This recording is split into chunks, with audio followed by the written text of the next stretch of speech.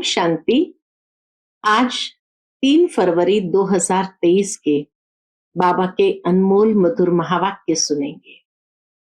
आज की मुरली में बाबा कहे, बच्चे तुम्हें परफेक्ट नर से नारायण बनना है और उसके लिए पूरा पूरा ब्राह्मण बनना आवश्यक है।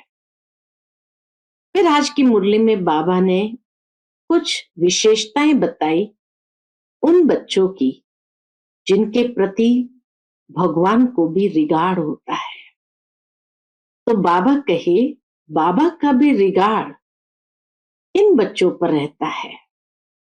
तो जो बच्चे बड़ी रिस्पॉन्सिबिलिटी के साथ यज्ञ का कारोबार करते हैं, साथ ही बाबा कहे खुद पावन बनते हैं, औरों को भी बनाते हैं, कहीं गफलत नहीं करते और साथ ही भगवान का नाम कभी बदनाम नहीं होने देते हैं, अपनी चलन को बहुत रॉयल बनाते हैं। ऐसे बच्चों को देख भगवान को भी रिगार्ड मन में आता है।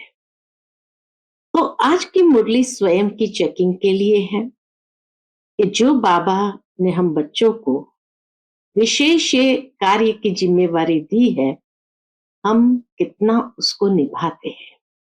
सुनते हैं बाबा के मधुर महावाक्य। ओम शांति। मीठे बच्चे, नर से नारायण बनने के लिए परफेक्ट ब्राह्मण बनो। सच्चा ब्राह्मण वह जिसमें कोई भी विकार रूपी दुश्मन न हो। आज की मुरली से प्रश्न है, बाप का रिगार्ड इन बच्चों को प्राप्त होता है, समझदार कौन है? उत्तर, बाप का रिगार्ड उन्हें मिलता जो यज्ञ का हर एक कार्य रिस्पॉन्सिबिलिटी से करते हैं, कभी गफलत नहीं करते, पावन बनाने की रिस्पॉन्सिबिलिटी समझ इस सेवा पर तत्पर रहते हैं। चलन बहुत रॉयल है, कभी नाम बदनाम नहीं करते, ऑलराउंडर है। समझदार वह जो फुल पास होने की कोशिश करते हैं, कभी दुखदाई नहीं बनते हैं, कोई भी उल्टा कार्य नहीं करते। आज की मुरली से पहले गीत बजा है, आज नहीं तो कल बिखरेंगे ये बादल। ओम शांति। ये बच्चों को कौन डायरेक्शन देते हैं? बेहद का बाप, जिसको बच्चे इतना पिताव्रता होकर याद नहीं करते। बाबा कहे, बेहद का बाप डायरेक्शन देते हैं जिसको बच्चे इतना पिताव्रता होकर याद नहीं करते।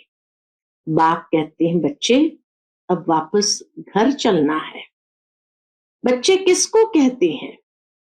जो ब्रह्मा मुख वंशावली ब्राह्मण है, उन्हों को बाप बच्चे कहेंगे क्योंकि उनकी संतान बने हैं।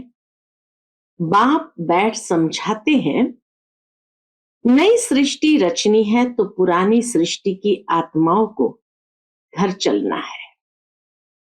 अब तुम बच्चे बाप और बाप के घर को जानते हो, इतना जरूर है।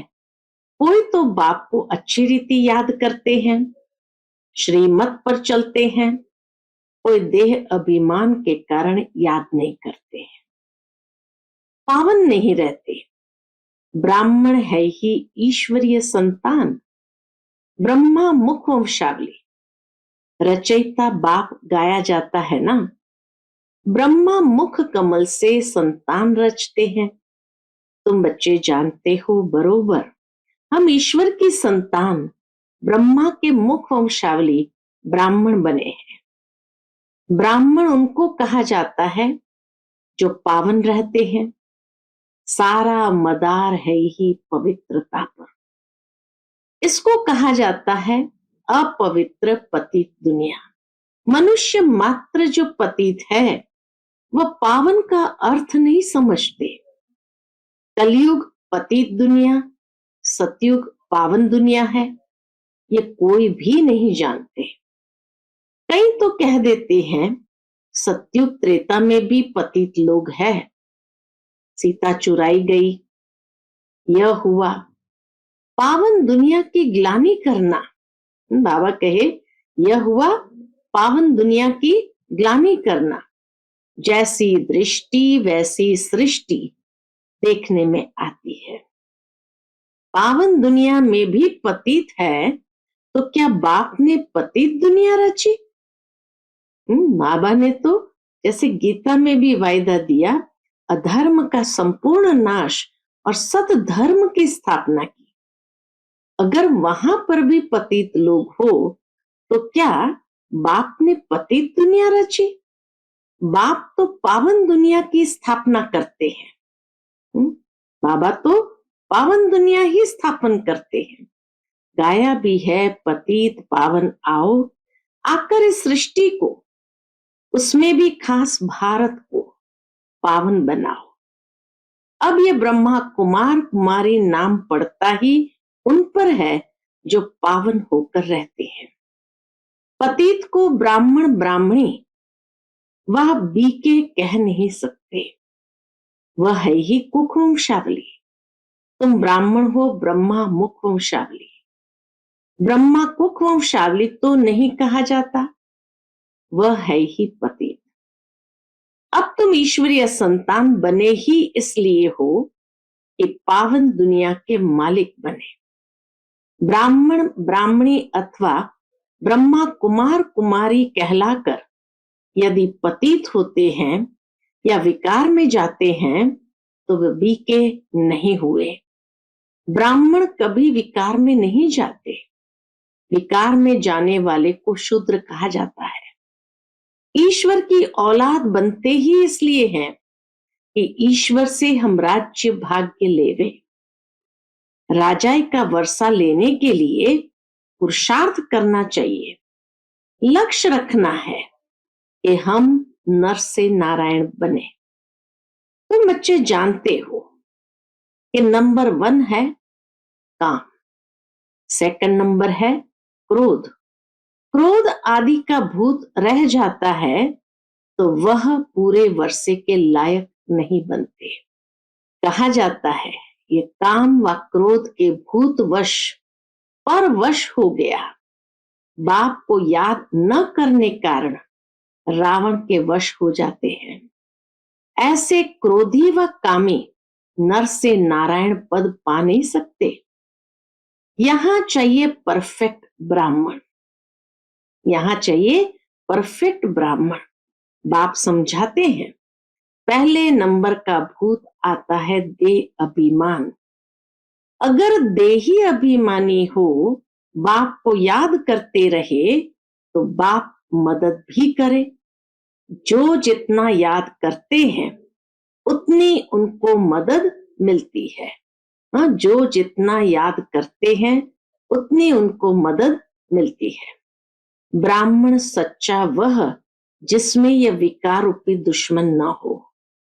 मुख्य देह अभिमान के कारण ही और दुश्मन आते हैं। यह भारत शिवालय था, तब दुख की कोई बात नहीं थी। यह मनुष्य को पता नहीं है, वह तो कह देते हैं माया भी है ही ईश्वर भी है ही।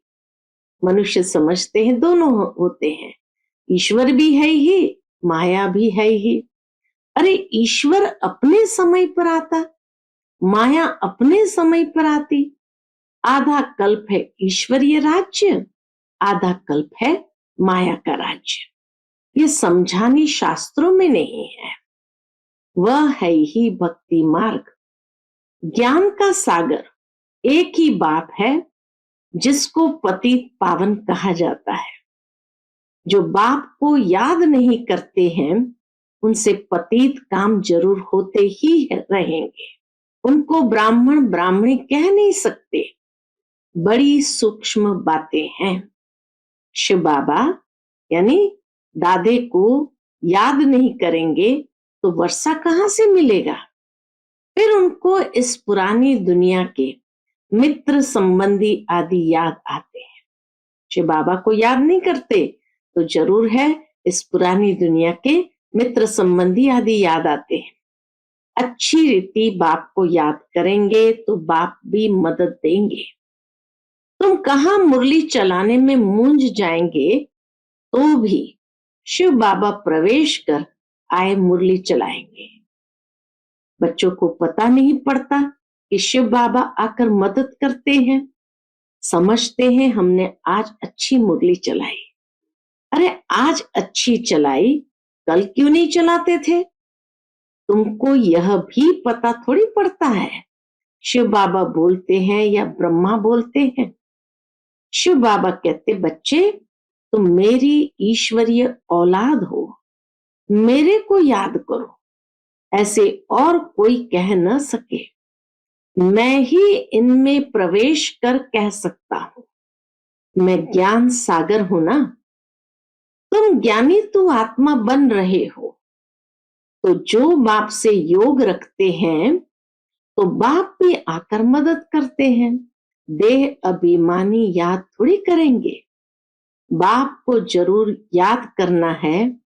अहंकार नहीं आना चाहिए।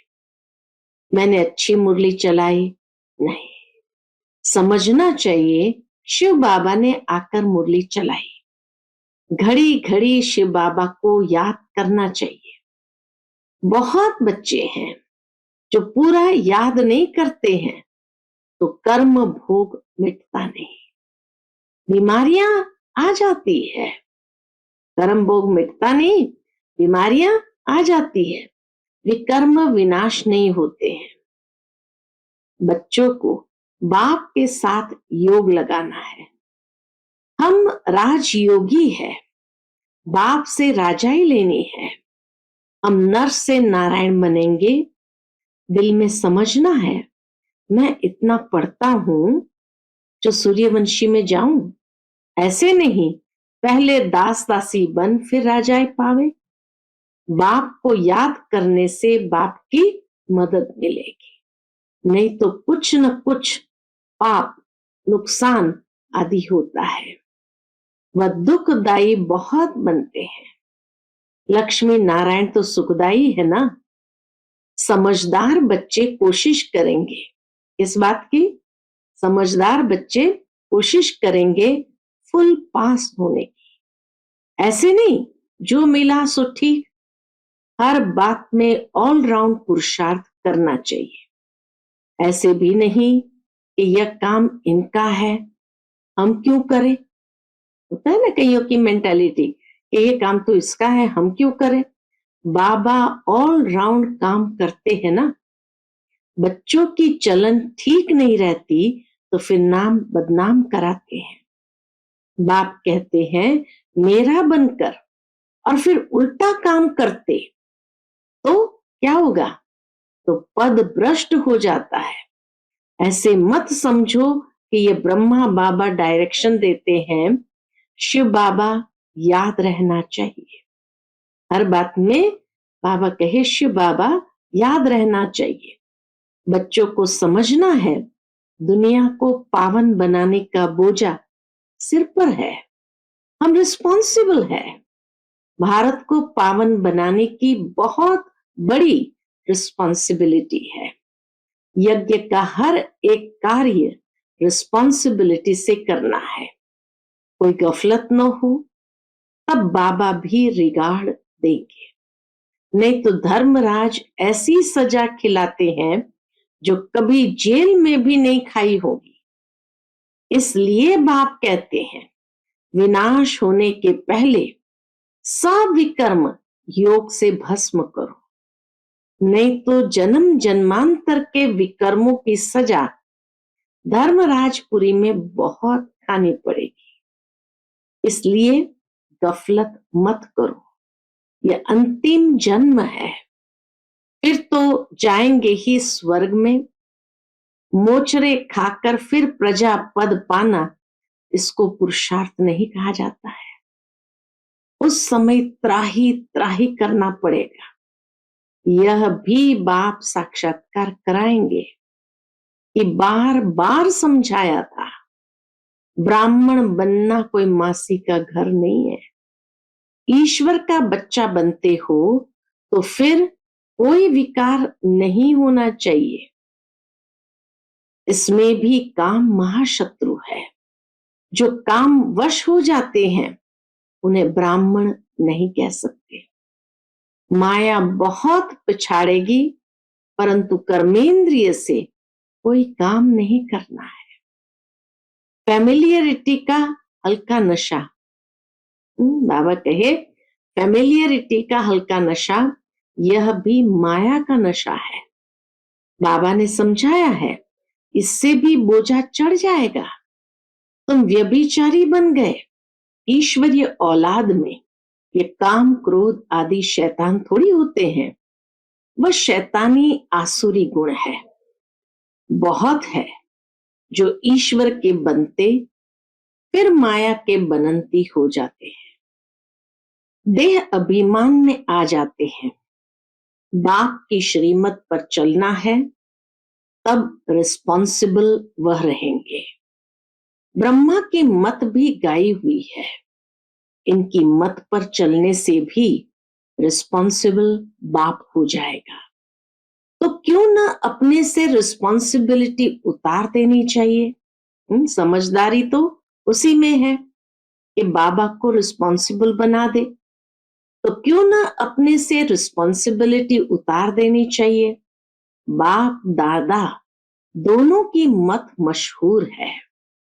माता की मत पर भी चलना चाहिए क्योंकि माता गुरु बनती है। वह मात पिता अलग है। इस समय माता को गुरु बनाने का सिलसिला चलता है। तुम पुरुषार्थ कर रहे हो, इसलिए शिवालय के लिए। सतयुग को शिवालय कहा जाता है। परमात्मा का एक्यूरेट नाम शिव है। शिव जयंती ही गाई जाती है। बाबा कहे शिव नाम एक्यूरेट है और इसीलिए शिव जयंती ही गाई जाती है।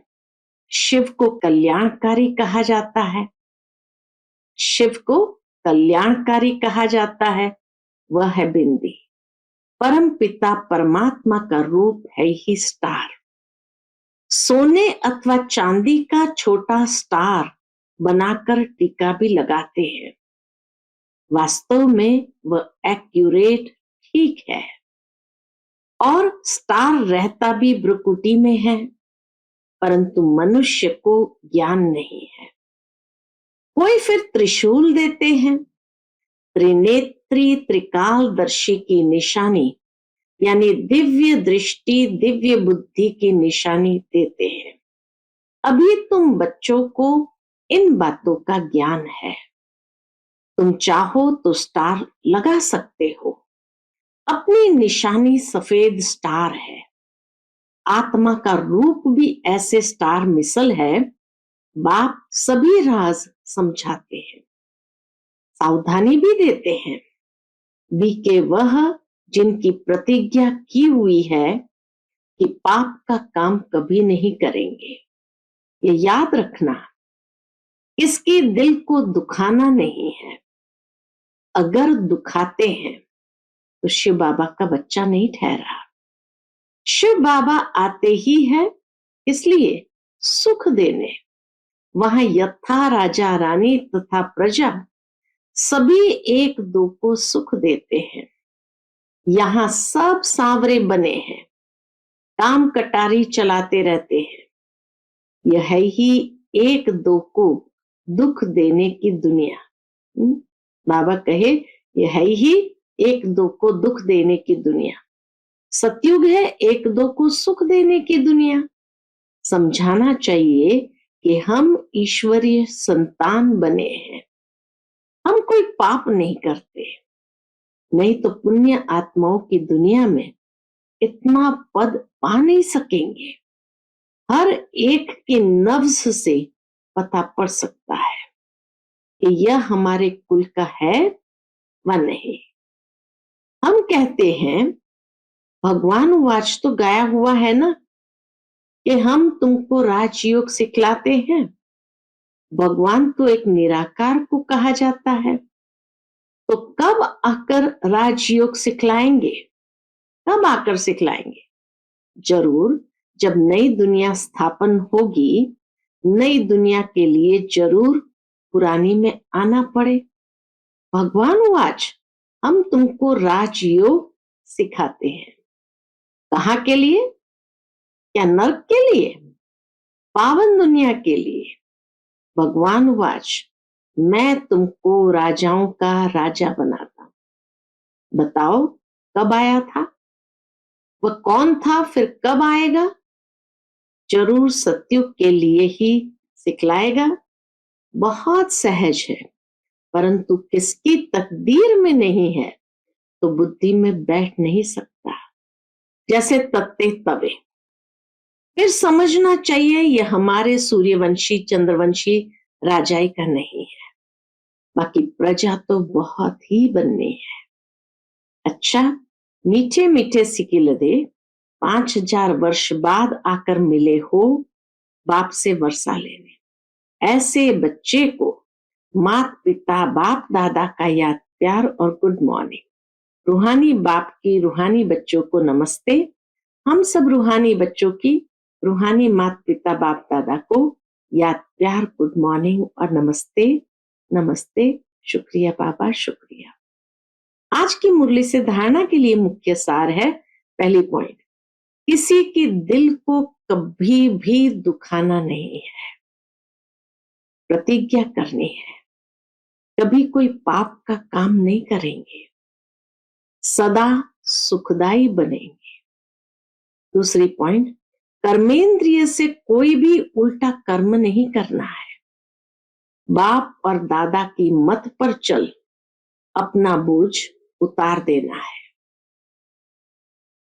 आज का बाप दादा का मधुर वरदान हम बच्चों के प्रति है। अमृत वेले से लेकर रात तक मर्यादा पूर्वक चलने वाले मर्यादा पुरुषोत्तम भव। अमृत वेले से लेकर रात तक मर्यादा पूर्वक चलने वाले मर्यादा पुरुषोत्तम भव।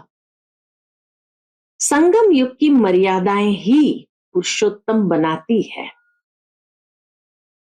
संगम युग की मर्यादाएं ही पुरुषोत्तम बनाती है, इसलिए मर्यादा पुरुषोत्तम कहा जाता है। तमोगुणी वायुमंडल, वाइब्रेशन से बचने का सहज साधन ये मर्यादाएं है।